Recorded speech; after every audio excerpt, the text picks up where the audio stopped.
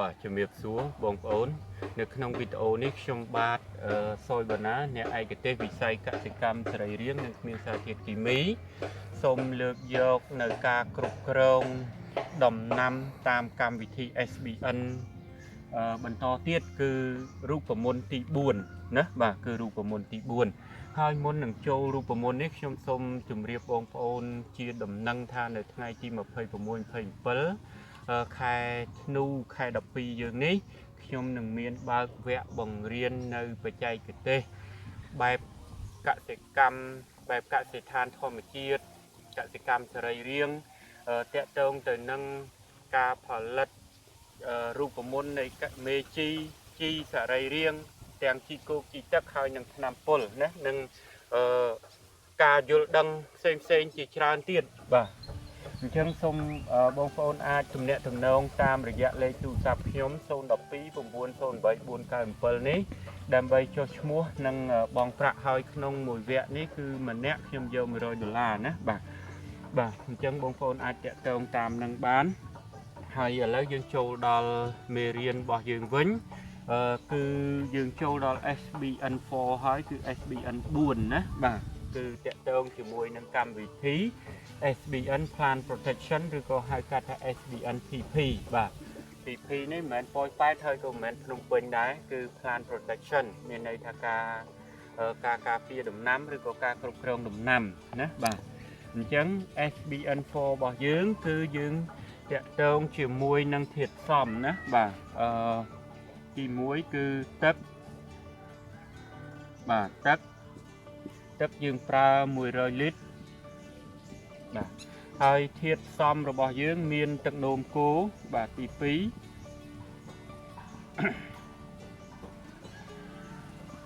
ទឹកនោមគោចំនួន5លីត្របាទអញ្ចឹងទឹកនោមគោបងប្អូនមានហើយมันជាពិបាកទេហើយទី3យើងមានលាមកគោបាទលាមកគោនេះគឺយកលាមកគោស្រស់ណាបាទលាមកបាទលាមកអាហ្នឹងលាមកគោបាទលាមកគោចំនួន5គីឡូក្រាមបាទលាមកគោស្រស់ណាបាទហើយស្លឹកស្ដៅបាទស្លឹកស្ដៅពេញនិយមណាស់នៅក្នុងនេះបាទស្លឹកស្ដៅ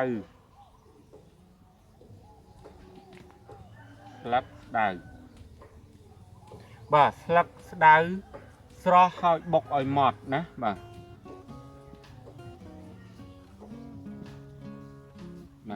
បុកកិនក៏កិនទៅចំនួន5គីឡូក្រាមដែរបាទ5គីឡូក្រាម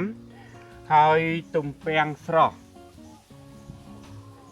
ទំពាំងនេះខ្នែងក៏បានអីក៏បានដែរណាបាទទំពាំងស្រស់5គីឡូក្រាមបាទខែណាក៏មានដែរទំពាំងនៅក្នុងប្រទេសកម្ពុជាយើងរាល់ថ្ងៃបាទទី6ម្រេចម៉ត់បាទម្រេចម៉ត់ម្សៅម្រេចក៏បានដែរម្រេចម៉ត់គឺប្រើចំនួន1គីឡូក្រាមបាទហើយខ្ទឹមសម៉ត់ដែរទី7បាទខ្ទឹមសបុកម៉ត់ណាបាទបុកម៉ត់នេះគឺប្រើចំនួន5គីឡូក្រាមដូចគ្នាបាទអញ្ចឹងនៅក្នុងរូបមន្តយើងនេះ1គីឡូក្រាមតែម្រេចទេណាក្រៅពីហ្នឹងគឺបរិមាណប្រើស្មើគ្នាគឺ5គីឡូក្រាមចំណែកឯទឹកគឺ1លីត្រណាបាទទឹក1លីត្របាទអញ្ចឹងវិធីសាស្ត្រនៃការធ្វើ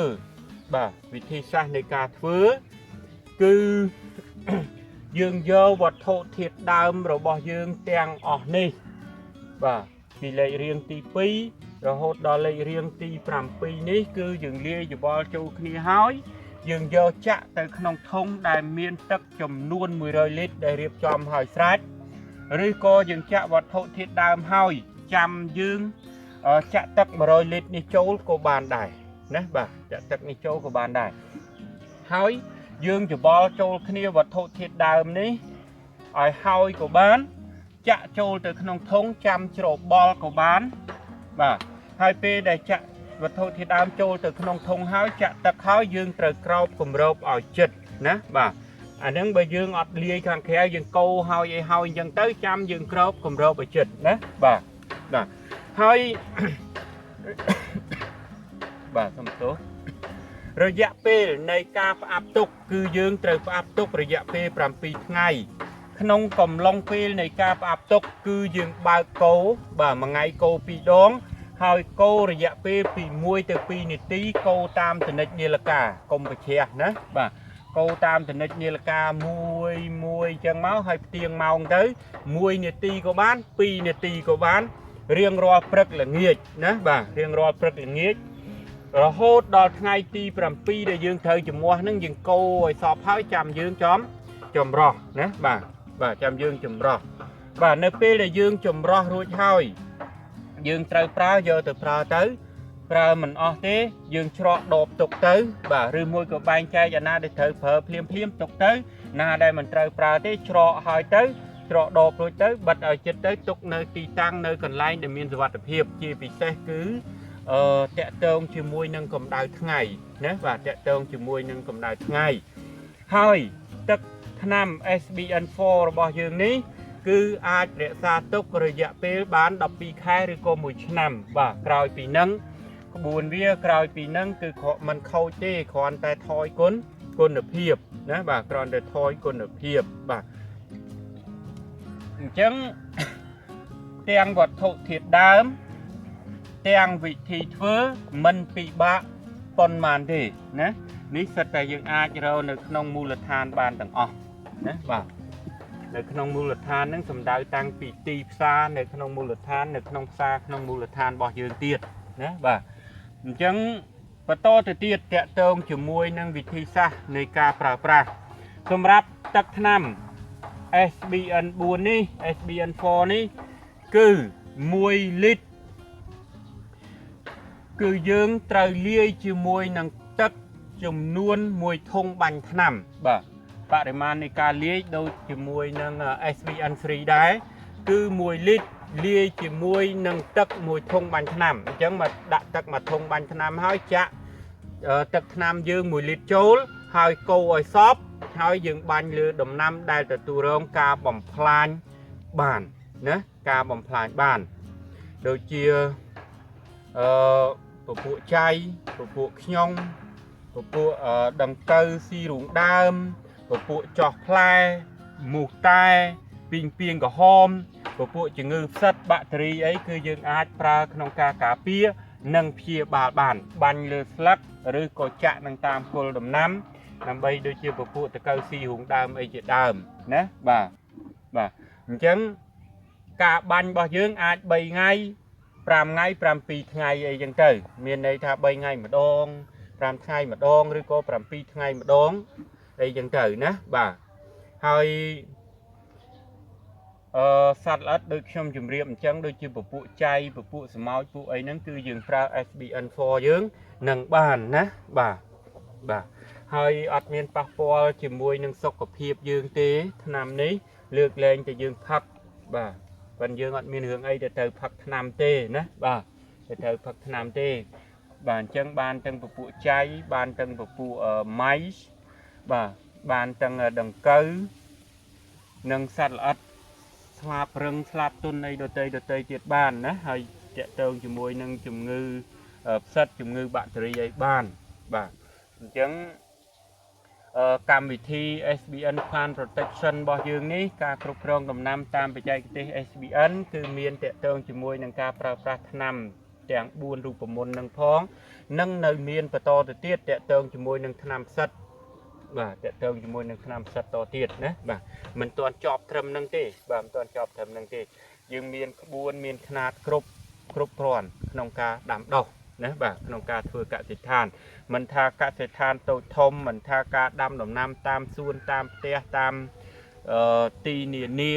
ឬក៏ការធ្វើកសិដ្ឋានបែបលក្ខណៈឧស្សាហកម្មអាជីវកម្មធំអីគឺយើងអាចប្រើប្រាស់បានទាំងអស់ណាបាទយើងអាចប្រើប្រាស់បានទាំងអស់បាទហើយបងប្អូនមិនចាំបាច់សួរទេថាថ្នាំនីមួយមានប្រសិទ្ធភាពប្រៀបធៀបគ្នាតែអាណាខ្លាំងអាណាខ្សោយកុំគិតរឿងហ្នឹងឲ្យសោះ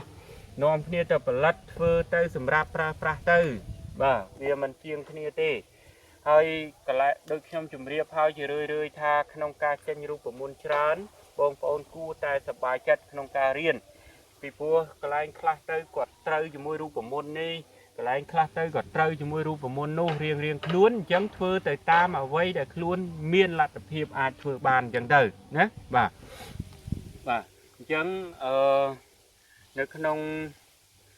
វគ្គទី4នេះ SBN-4 យើងនេះក៏ចប់ត្រឹមនេះបាទហើយក៏សូមអរគុណនិងសូមប្រសិទ្ធពរជ័យដល់បងប្អូនជួបសុខសេរីគ្រប់ប្រការនិងការពារសុខភាពទាំងអស់គ្នាណាបាទសូមរក្សាការពារសុខភាពទាំងអស់គ្នាដើម្បីជៀសផុតពីជំងឺ COVID-19 បាទមិនមែនតែ COVID-19 ទេជំងឺអីផ្សេងទៀតក៏ត្រូវតែការពារក៏ត្រូវតែថែរក្សានឹងសុខភាពយើងដែរពីព្រោះសុខភាពនេះគឺជាកិច្ចការមួយគឺជារឿងមួយដែលយើងត្រូវយកទឹកចិត្តទុកដាក់ជាទីបំផុតលំដាប់ទី2បន្ទាប់ពីជីវិតយើងបាទអ្វីដែលសំខាន់សម្រាប់យើងជាងគេបំផុតនោះគឺជីវិតបន្ទាប់មកគឺសុខភាពនេះហើយបើមិនមានសុខភាពទេมันមានអ្វីទាំងអស់នៅក្នុងជីវិតរបស់យើងណាបើបាត់បង់សុខភាពហើយបាទសូមអរគុណសូមជម្រាបលា